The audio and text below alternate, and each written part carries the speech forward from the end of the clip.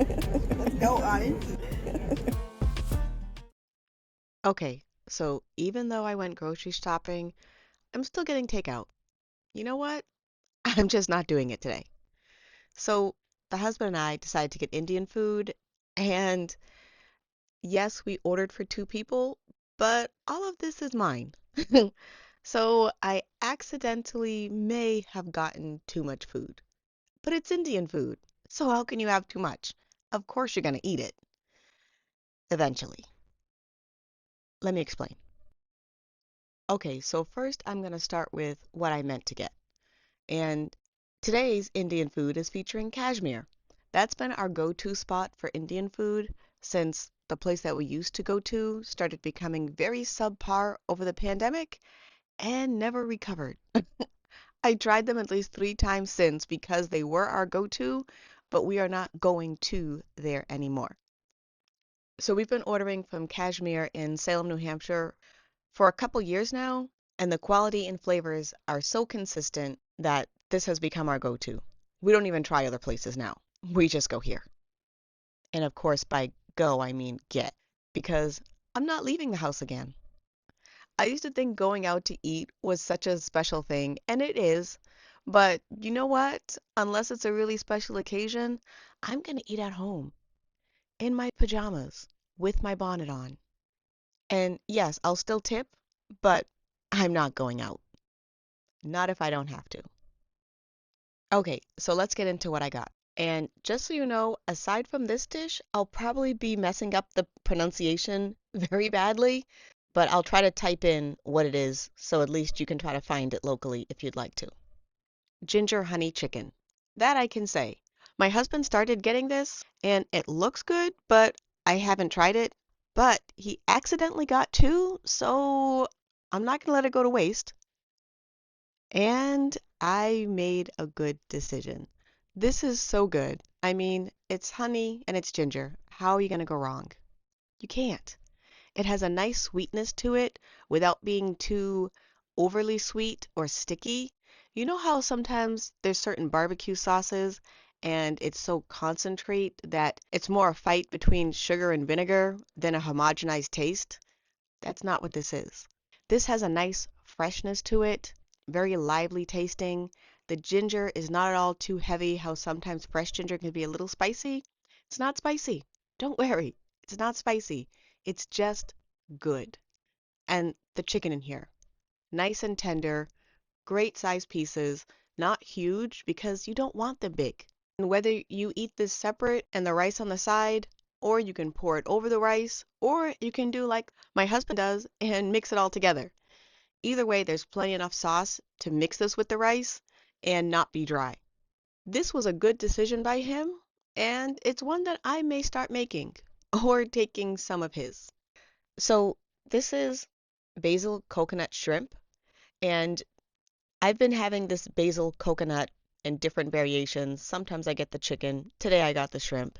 It's so creamy, and the sauce is so nice and thick. It has a subtle sweetness to it, not as sweet as like the korma if you're used to that dish, which I used to get, but it's still very much savory. And the shrimp in here are a great size, nice and plump, still juicy and tender, not at all mushy, and cooked to the just right doneness. And yes, they're deveined. Because don't be covering up the poop trail in sauce and thinking that I don't know the shrimp aren't deveined. Disgusting.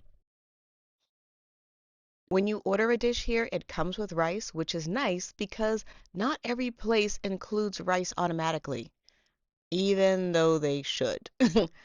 And here they give you a generous portion of rice because it's for two different dishes. Now, the way they do their rice in many Indian places is it's not only made with spices, but the spices are still in there.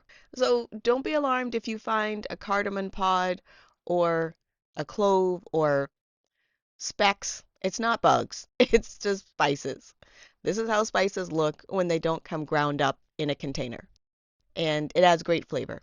This is basmati rice, and so that's why the grain is a little bit different shaped, which I like when they make it, but it comes out too dry when I make it at home, so I leave that one to the professionals.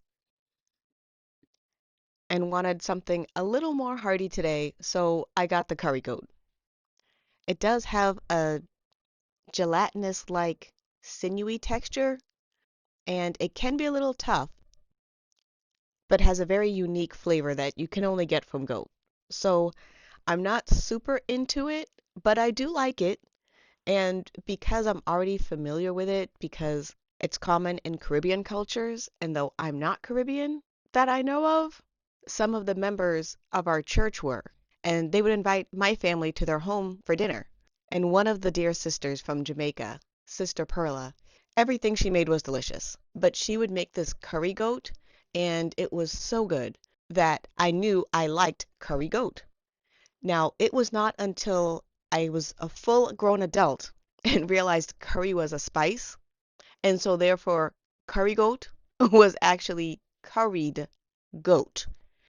So after getting over the shock that I had been eating goat, but that I have been for years. And you know what? I guess that's okay. And so now I'm familiar with it. Now, this Indian goat curry is very different than Jamaican curry goat. I know there's different types of curry. Japanese curry is different. It's all different. So even though it's all curry, curry is like a mix of spices. And so depending on the culture, that mix will vary. Anyway, this is great, but you want to have it hot. I know I'm a room temp person, but this at room temp, the fats can start to solidify a little bit, and it's just, you're going to want it hot. I'll just say that. Reheat your leftovers, have it hot. Moving on. I also got naan because, yeah, if I get Indian food, I'm getting naan. This is an Indian soft bread, and it's so light and fluffy, but it's also dense. I know, I'm saying opposite things, but hear me out. So it's kind of flaky, and so those flaky bits are what's light, but overall it has like a dense texture to it, and so it's a little bit chewy, soft, delicious, fresh. You want this fresh. And it has a bland taste to it, so it goes with everything. If you accidentally got your Indian food too hot, hotter than you're able to tolerate, this is a great way to put the fire out. If you get it to the spice level that you like, this is a great side with it. So either way, any time is a good time to have naan.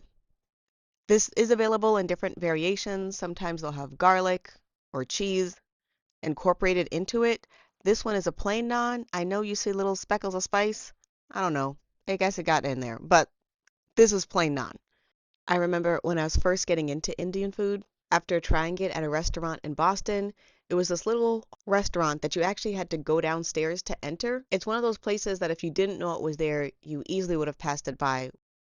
But that food was so good. It was spicy, but it was so good that I decided to make Indian food a part of my life on the regular. This is when I first learned to budget because Indian food is not inexpensive. And so, although it's not astronomical and it's totally reasonable because all the spices, all the time, all the preparation that goes into it, it's absolutely worth it, whatever they're charging. But knowing how much it cost from the places that I go to, I would then see everything in terms of Indian food. So if I pick up this shift, I can get two kormas, a curry, and some naan. So all of a sudden, Indian food became my currency. I'm not buying those shoes, even if they are on sale. That's three naans. So if you have not tried Indian food, definitely bless your life and do it. And if you're not one who likes spice, make sure you mention you want everything mild. Okay? Don't say child's temp because what their children's tolerance are may not be what your tolerance is. You let them know that you are an unseasoned chicken and they will get it right. You can always increase the heat once you know what you like spicy. I do get some things medium, I get other things mild.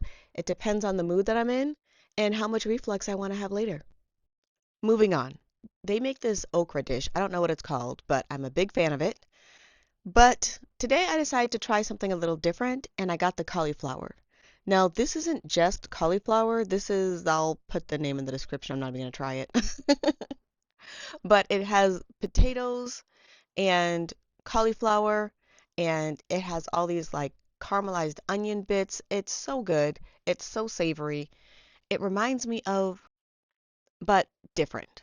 The flavor is so saturated, but it's not overpowering because the neutrality of the potatoes and the cauliflower that just absorb this, and it's so soft and tender, but it hasn't lost its texture.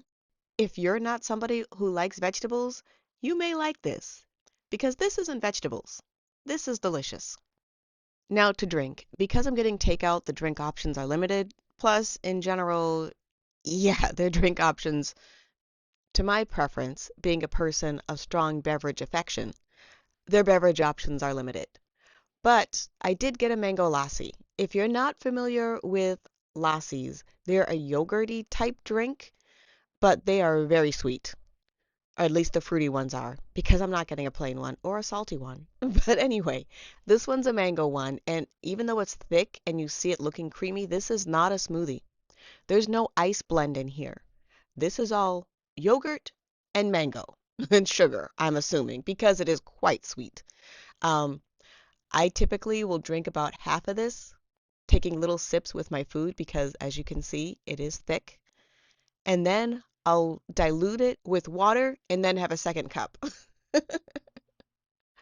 because it's a sugar bomb, but very good.